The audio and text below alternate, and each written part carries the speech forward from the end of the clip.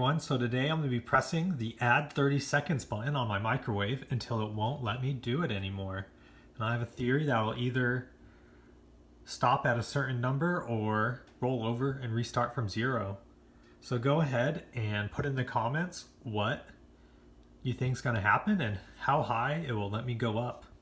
Alright, let's get it started. Don't want it to be going while we do it.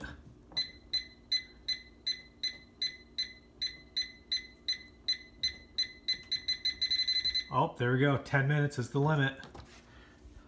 Well, throw in a tortilla and see what happens.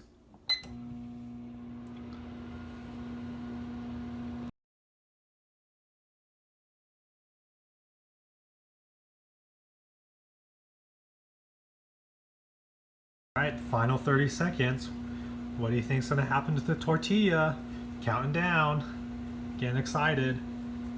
No smoke's coming out, so that's good. Alright, 15, 14, 13, 12, 11, 10, 9, 8, 7, 6, 5, 4, 3, 2, 1.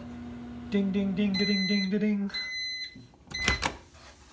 Oh, a perfect, easy, cheesy tostada, my favorite.